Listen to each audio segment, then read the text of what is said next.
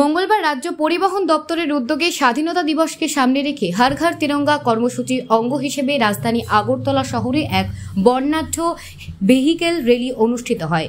র্যালির আনুষ্ঠানিক উদ্বোধনী অনুষ্ঠানে উপস্থিত ছিলেন পরিবহন মন্ত্রী সুশান্ত চৌধুরী এবং আগরতলা পৌর নিগমের মেয়র দীপক কুমার মজুমদার সহ দপ্তরের কর্মকর্তারা। র্যালির আনুষ্ঠানিক সূচনা করে পরিবহন মন্ত্রী বলেন, দেশের প্রধানমন্ত্রী নরেন্দ্র মোদী দেশবাসীকে দেশপ্রেমে উদ্বুদ্ধ করতে এ ধরনের কর্মসূচি সূচনা করেছেন। অনুষ্ঠানে বক্তব্য রাখতে গিয়ে প্রতিবেশী রাষ্ট্র বাংলাদেশের সাম্প্রতিক হিংসাত্মক কার্যকলাপের ঘটনায় গভীর উদ্বেগ প্রকাশ করেন। তিনি বলেন, সেখানে সংখ্যালঘু হিন্দু সম্প্রদায়ের উপর যেভাবে নির্যাতন চালানো হয়েছে তাতে গণতান্ত্রিক অধিকার পুরোপুরি ক্ষুণ্ণ হয়েছে। এর বিরুদ্ধে সে দেশের হিন্দু সম্প্রদায় সহ শুভবুদ্ধি সম্পন্ন মানুষজন প্রতিবাদ কর্মসূচিতে সামিল হওয়ায় তাদেরকে ধন্যবাদ জানিয়েছেন মন্ত্রী সুশান্ত চৌধুরী। তিনি বলেন, আমাদের দেশেও একাংশের মানুষ বাংলাদেশের মতো অগণতান্ত্রিকভাবে ক্ষমতায় ফিরে আসতে চক্রান্ত শুরু করেছে। এ সম্পর্কে সকল অংশের জনগণকে সচেতন থাকতে আহ্বান জানিয়েছেন তিনি। আজকে কি বার্তা দিয়েছে বাংলাদেশ সারা বিশ্বের কাছে এই ঘটনার পর?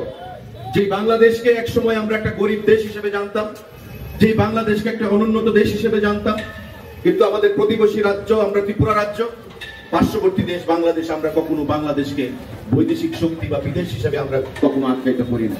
এখানে যারা আমরা আছি প্রত্যেকের যোগাযোগ, নারীর টান রয়েছে বাংলাদেশের সাথে। আমাদের পিতা মাতা, আমাদের পূর্বপুরুষেরা বাংলাদেশের সঙ্গে যুক্ত রয়েছিলেন, তাই বাংলাদেশকে আমরা নিজের আত্মীয় বলে মনে করি। কিন্তু আজকে সেই বাংলাদেশ, যে বাংলাদেশ পৃথিবীর মানচিত্রে ভারতবর্ষের সেনাদের দ্বারা স্থান পেয়েছে 1971 সালে মুক্তিযুদ্ধের মাধ্যমে, আজকে যেই বাংলাদেশের মুক্তিযুদ্ধের মাধ্যমে শেখ মুজিবুর রহমান সেখানে সারা পৃথিবীর কাছে বাংলাদেশের সেখানে ফাদার অফ দ্য নেশন, জাতির জনক হিসেবে আখ্যায়িত হয়েছে, শ্রদ্ধার সঙ্গে যাদেরকে আমরা স্মরণ করি, আজকে সেই মুজিবুরের মূর্তি ভেঙে ফেলা হচ্ছে। পার্লামেন্ট ভবনে গিয়ে তালিবানি কায়দায় সারা বিশ্বকে নেতিবাচক বার্তা প্রদান করা হচ্ছে।